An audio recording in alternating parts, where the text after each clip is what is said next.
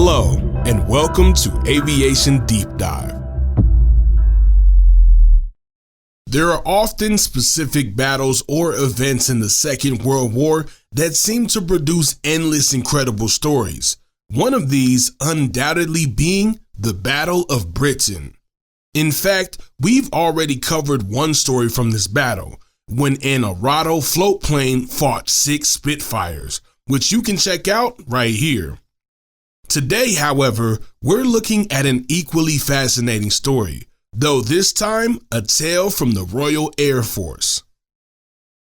It was Thursday, August 15th, 1940, and the Luftwaffe and Royal Air Force are a month into the intense fighting to secure air superiority over the Channel. Number 219 Squadron, based out of the RAF Driftfield in Yorkshire, were operating Bristol Blenheims converted into a night fighter role, which included adding a radar and a gun pack of 4 machine guns under the central fuselage. Designed to intercept Luftwaffe bombers at night, this modification gave a new lease of life to the Blenheim. As night fell on the 15th of August, at 2100 hours, 219 Squadron was gearing up for the night operations, fully expecting to be scrambled to intercept the bombing raid. Suddenly, the phone rang in the pilot's hall. A lone German aircraft had been spotted off the Yorkshire coast. 219 Squadron decided to urgently send up 2 Blenheims to intercept it, but one was delayed due to engine trouble.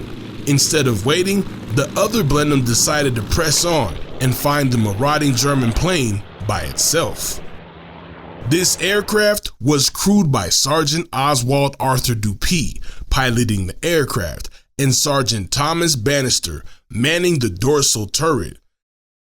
Droning out into the night sky, the Blenheim crossed the Yorkshire coast and began overflying the cold, uninviting waters of the Channel, guiding the aircraft out to the last known spotting of the Heinkel, about 20 miles off coast of the Scarborough.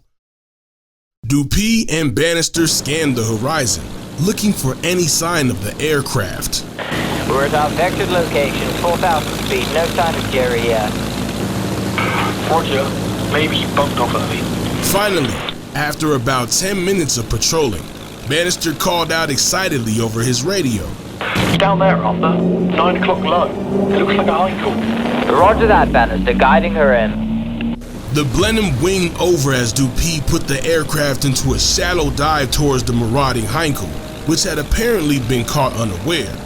Dupee slotted into the 6 o'clock of the bomber and began closing in. Karl, feindliches Flugzeug hinter uns. Wir werden beschossen. Green tracers began shooting out from the German aircraft as the rear gunner spotted the Blenheim. Carefully weaving around the fire, Dupee fired short bursts into the Heinkel, scoring some hits along the fuselage and wing roots.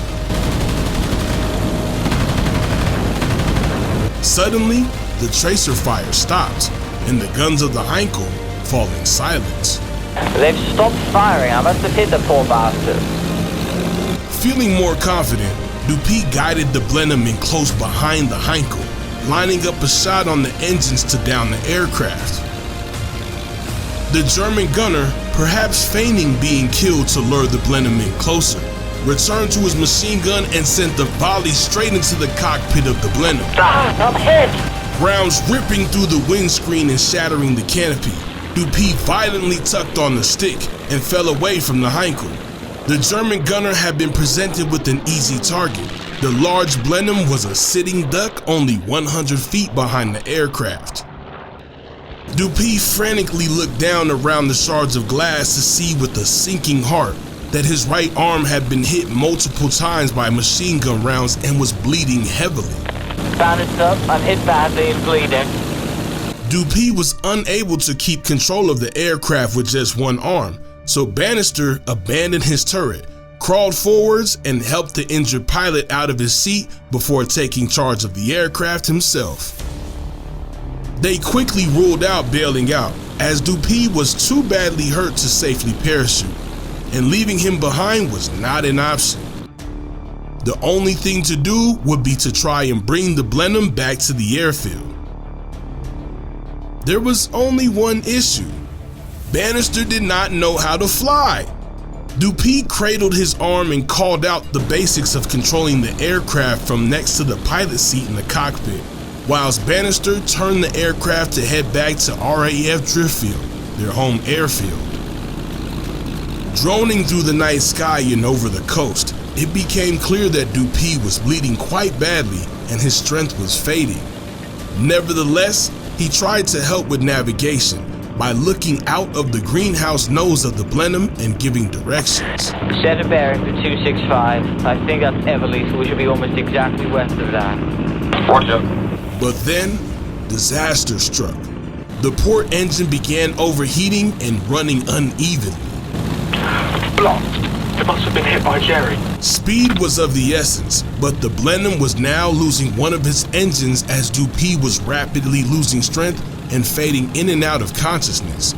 Dupuy quickly explained the procedure to Bannister, who painstakingly shut off the engine and feathered the propeller switch by switch. Painfully aware of each minute passing as Dupuy was losing more and more blood, Bannister anxiously scanned the horizon, looking for any sign of a stretch of a tarmac. Navigating was significantly harder due to it being night. Normal landmarks and towns were barely visible, as well as the fact that most had their lights switched off. Just as he was losing hope, he spotted the airfield. Almost yelling with happiness, he realized he had no idea how to land an aircraft. Dupuy had been unconscious for a few minutes by this time, so Bannister briefly looked around the controls of the cockpit, trying to work out the gear and the flaps. Opting against trying to work it out and possibly wasting precious time, he guided the aircraft down on a final approach and cut the throttle. Struggling to lose speed, Bannister held the Blenheim over the airfield before pushing the stick down and belly landing the aircraft at 150 miles per hour. Sliding down the runway, sparks shooting around the airframe, the aircraft finally jolted to a stop. Bannister had miraculously managed to fly the Blenheim over 100 miles to safety, despite having no piloting experience. Fortunately, he made it in enough time for Sergeant Dupuy to be rushed to the hospital and be given first aid. He survived and made a full recovery, but it had been a very close call. Both of the crew members were given distinguished flying crosses for their actions. Thank you so much for watching this video of Aviation Deep Dive. Consider liking and subscribing for more weekly content. And please also consider supporting us on Patreon. See you in the skies.